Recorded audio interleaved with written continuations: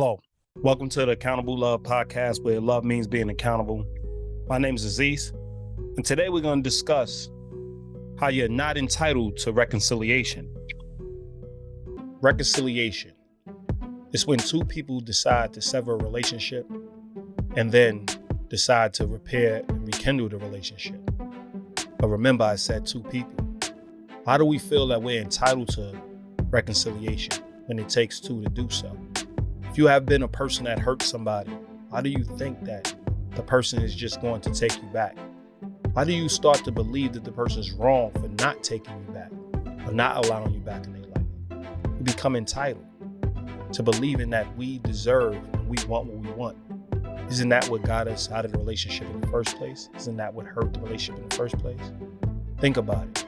We are not entitled to reconciliation, but we can work towards it.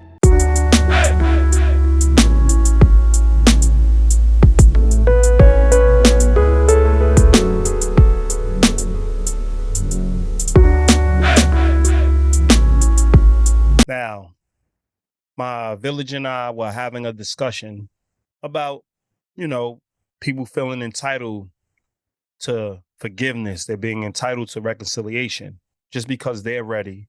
Now you must be ready. And if you're not ready to resume the relationship, then you're the one that's not being forgiven, or you're not forgiving them. You're not a person that's a good human being. You're a person holding on to grudges. They come up with all kinds of clever ways to manipulate you to get back in, or to guilt you or guilt trip you into getting back in. First thing you have to do is take a step back. They did something to you. They are not entitled to reconciliation. They can use all kinds of ploys that they want to use. They can use the fact that you're harboring anger. That's one of the key things. You need to forgive. You're harboring anger.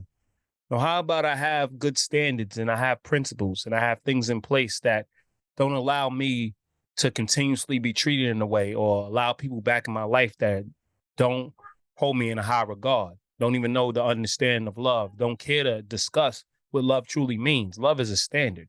It's not meeting you at a lower point. It's about climbing them to the standard together and maintaining that standard.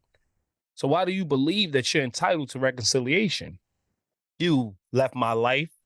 You made my life uncomfortable. You cheated on me. You could have did things like, you even see people advocating for people who have molested a person. Now, think about this. We use this forgiveness as a Band-Aid. Forgiveness is something that happens within. It is not harboring anger. Yes, it's not hurting people or new people or the good people in your life because negative things have happened to you, because you are traumatized. When they ask you to go get counseling, when they ask you to go get support, when they ask you to go get help, they should be really discussing how you're treating the people that are actually beneficial to you, the people that are actually your support, the people that actually are there and they stand up for you. They're your support. They're your village.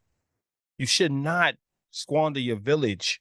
You should not put yourself at risk because someone in your past or someone has hurt you, someone has betrayed you, someone has changed the scope of how you see the world, someone has stole your innocence. That's not the time to push your support away. That's the time to open up, be vulnerable, and allow your support in. Where you are weak, other people are strong. No matter what happened to you, no, they might not understand the exact thing that happened to you, but they are in a stronger place. And you should not dictate the relationship based on being at a weaker place, based on not being in a good place. But you should not have people around you that tell you you need to forgive people that you really don't believe they're a hindrance to your life. You don't believe they're in a good place.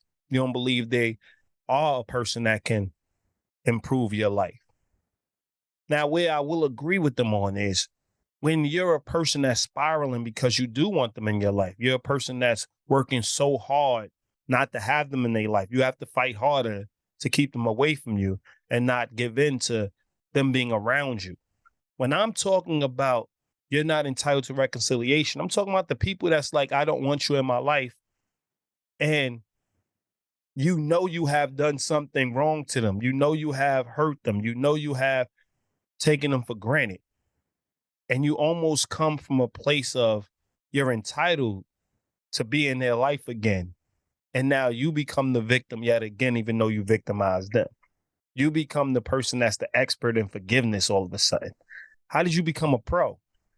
How are you the person that knows more about forgiving than anybody else when you're the one that needs to be forgiven half of the time? You're destroying your relationships. You're destroying the bonds. But what I said, and going back to what I was saying, if this person still wants you in their life, or you still want this person in your life, you can't fight it because you hurt other people doing so. You use other people for shelter. You use other people for warmth. You use a lot of other people to get over this person. And then when this person resurfaces, you allow them back in your life, even though you've been bad mouthing them, even though you explained that they're not good for you. You start to now say that they changed. They're different. You start now being the person that's advocating for them against the people that have been supporting you. If you want them back in your life, don't feel like it's an obligation for you to keep them out of your life. And all the people that are supporting you, telling you do not let them back into your life, be honest with them. If you really can't see life without that person, then go and do what you have to do. Just know that these people might not follow you. And in that regard, don't feel entitled to reconciliation. They're going to part ways because they're not joining that ship with you. They're not going down that route with you. That is not what makes a good friend. We need to stop preaching that. What makes a good friend is if you make bad decisions, we ride with you. No, that's not what makes a good friend. What makes a good friend and what makes a good relationship and what makes a good spouse and what makes a good person that's in your life that loves you is that they maintain the standard. Whether you go beneath it or not, they maintain the standard. They're going to have convictions. They're not going to allow the standard of love to drop just because you decided to go a different route. Just because you now decide to change your definition of love to fit somebody that you just want in your life. We all want things that are not healthy for us. I can say I love drugs. Drugs don't love you back. I can say I love smoking cigarettes, right? Cigarettes don't love me back. I can say I love eating junk food. Yes, it's good. It's tasty. I am a junkie. I am a foodie, but it doesn't love me back. So once it now becomes a hindrance to the people who are actually my support, I have to get rid of some of those things. If my health is declining and I continuously do this, it is a smack in the face to everybody who supported me, everybody who values me in their life, everybody that I serve a purpose in their life. I'm betraying that purpose by maintaining a commitment with a drug, a commitment with a fetish for sugar or desire to eat a bunch of sweets. If it's declining my health, it's not quality of life anymore. I'm doing this as a detriment to my life. If it doesn't hurt your life, it doesn't destroy your life, it keeps you're in good shape, you can maintain it. And I'm not talking about drugs. Never will I co-sign on using drugs, smoking cigarettes. But, some of the lighter things, the vices, drinking coffee, drinking, caffeine. I won't really go with soda neither, all the sugar in it. But, having your sweets, your cookies, things of that nature. If it doesn't hurt your quality of life, then yeah, that's different. But if you have diabetes, you have things that are a hindrance, I want you to think about this. You are tearing down your relationship. And all the people that are telling you the right thing, they become the voice of reason, but somehow you turned them into the voice of annoyance. You went against your support for something that doesn't love you back. We do the same thing with people.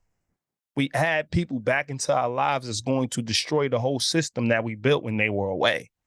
We add people back in our life that is going to throw a monkey wrench in the system that we in the support, and they're going to push the people that actually supported us further away because we're holding on to them. What I always say is do what you have to do. I'm not going with you. And if that person's meant for you to be and they're meant to be in your life, then God bless you. And I'm just talking about a person as a hindrance. We're not talking about reconciliation in the sense that we both were upset. We both said things that we're not supposed to say. We both moved in the wrong direction. There's times we have fights. There's times we go on silent retreats. There's times that I'm talking about somebody that's glaringly, constantly thinking of themselves, and you're the constant in their life that's trying to bring them up, and they're just the anchor. They're not bringing anything to the relationship.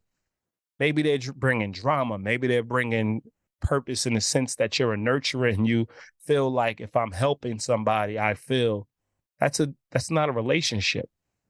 That's dependency. That's codependency. That's not the type of relationship any of us should have. Yes, we serve a purpose. Some people are more nurturers. Some people are more leaders. Some people are more protectors. Some people are more managers. Yes, we talk about our 4 foundational pieces of a village, of a thriving village, right? But when we're talking about those pieces, we're talking about those pieces in the parts you serve, but everybody should be getting something back in return. The fact that we are preaching relationships is this dying on the sword, is the sacrifice. This what has people entitled to reconciliation. The worse I do, the more support I need, the more people are good people if they stay in my corner. How many times you hear, they was there for me, they supported me, they stayed in my corner, I want to bless them. No, I'm not staying in your corner. I have a standard of excellence. I'm an accountable relationship builder. I believe in accountable relationships. I believe in accountable love. I'm not joining anything that's not circular.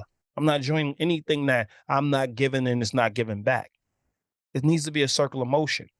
And the standard of love is a circular motion. You give, I give. I give all of you, you give all of me. We honor our promises. These things shouldn't be hard when you love a person. These things shouldn't be hard when you said you're dedicated. But once you get sidetracked,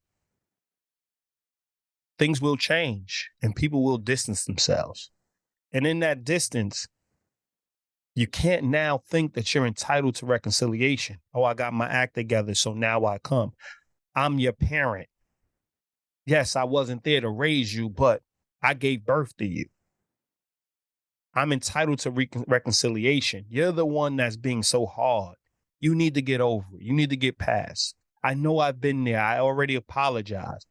Is it about apologizing? Or is it about waking up every day and doing the daily things necessary to build that trust back, to build that bond back, to build that foundation back? Humble yourself. You're not entitled to a person's reconciliation. You're not entitled to be in a person's life just because you had them. You're not entitled to be in a person's life because you share blood. You're not entitled to be in a person's life because you spent years together. Understand, think of what I'm saying. It's together. So everybody spent the years. But if you spent the years turning your back on me more than you have been supporting me, you spent the years causing me havoc more than you have been supporting me. Yes, we all have lapses of judgment, but we do have to weigh. When I do talk to people, I do talk to them about weighing the pros and the cons. I do talk to them about weighing their track record against their poor behavior.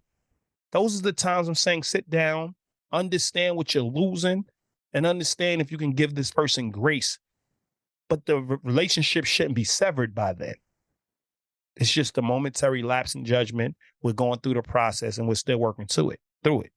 But I am going to say this person deserves, even though you've been there for the person, you made a poor decision, this person deserves your all to make that poor decision right, to show you won't do it again, to show that you learned your lesson. Put in the work. Stop believing you're entitled to reconciliation, because you're not. You're not entitled to it. You have to earn it. To get back in a person's life after you severed the relationship, you earned that. You earned the title of a person that they don't want in their life. Earn the title of a person that they now want in their life. Be a support. Be a person that's going to bring a lot to their life. Show them what you have to offer. Because what I tell people all the time is, let's stop talking about the godly thing. Let's stop talking about the principles and morals. That comes with the program. The number one moral is honor your support. The number one moral is honor love, the people who have been there for you. So how about I have 5 core strong people in my life? And before, at some point, this person was one of them, but now they're not. So I don't have time to give to this person and take from these people that's actually there to support me. My cup is full. My life is full. I don't yearn for more because my life is full. How about it's as simple as that? I don't have the adequate time and the effort to put into seeing if we can build a relationship. That's okay. It's okay you're doing better. It's okay. I'm proud that you're doing better. It's okay that you have a lot of love to give. It's okay that you understand where you went wrong and you want to make things right. I forgave you when I walked, but now I built a structure that I'm not willing to sacrifice to reconcile with you. I already dealt with the fact that I moved on. I already dealt with the fact that you will not be in my life. But if ever there's a piece in my life that's missing and you can feel that piece, I keep you in mind. Now you're on the waiting list and it's not so fun. But 9 times out of 10, the person that's been breaking the relationship, they done had you on the waiting list forever within the relationship. And now that you severed it, now they want to be first priority again. No, now you're on the waiting list. And it ain't a revenge thing. It's I moved on and I built a relationship. I built relationships I deserve. You're not entitled to reconciliation. When you come to reconcile a relationship and you know that you're the person that severed the relationship, you're the person that put more of the weight on the relationship, come humble and ready to roll up your sleeves and work. Because if you're not, it's not going to work. It's not going to function. You start now playing victim. They're too hard. They want too much. You wasn't saying that when you was doing whatever you wanted to them. Now you're on the other side of it and you don't want to put in the work that they put in to make sure they maintain the relationship with you in the first place. Because they walked away now. You don't want to never put in that work. So you know what you can do? You can always start all over. There's people that have a clean slate with you, that think the best of you, that will advocate for you. Every time they see the person that's not really rocking with them or talking to you, they're going to vouch for your character. You know, they change, things of that nature. How about I just don't want them in my life? Not because I dislike them, not because I hate them. I care about them. But I have pieces that are fulfilling and I don't need my cup to overflow.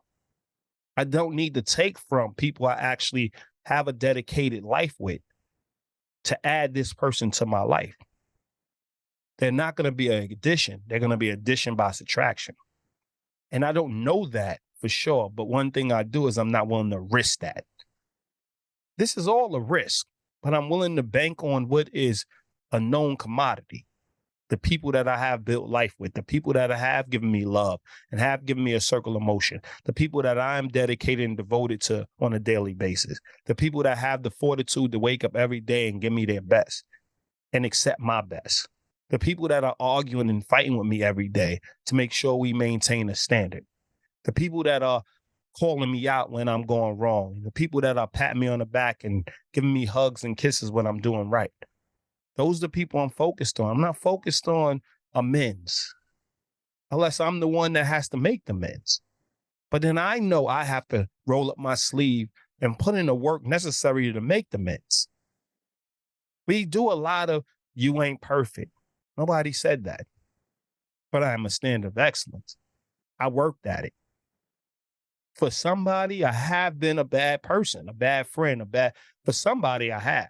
Because I didn't put in the work, I'm sure. But obviously, I didn't value the person.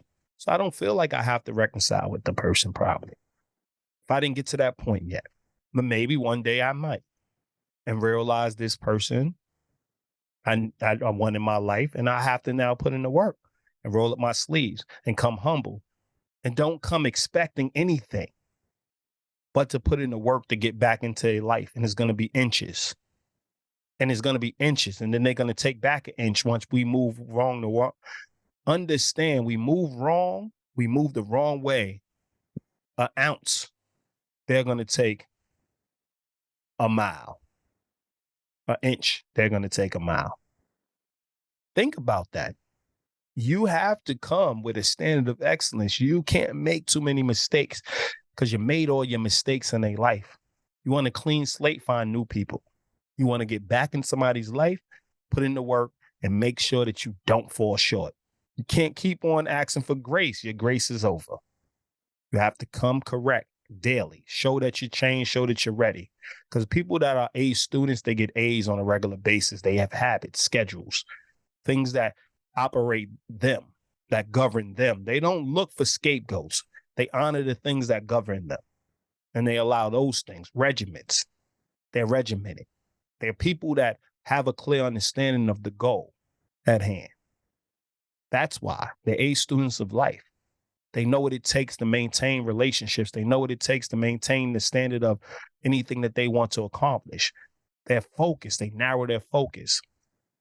But that's everybody. Anybody that truly wants something, they'll narrow their focus and they'll be fixated on it. So if they're not fixated on you and you want somebody that has a laser focus on you, then sometimes it's just the chemistry. Nobody did anybody wrong. It's just the chemistry ain't there. What I have for you is not what you want. What you have for me is not what I want. But when you know that you just did something wrong to somebody, you betrayed somebody, you kept the secret, you kept the lie, you cheated.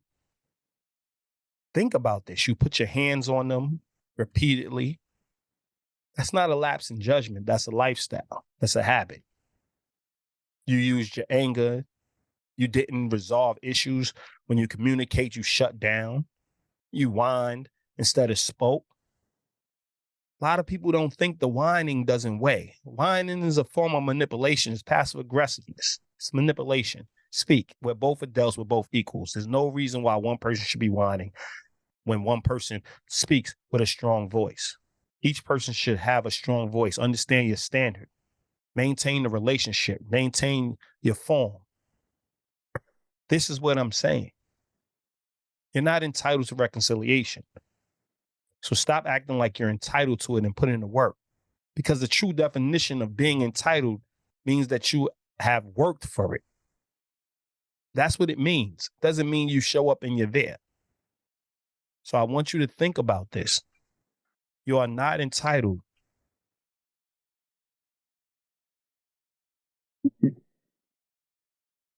I want you to think about this.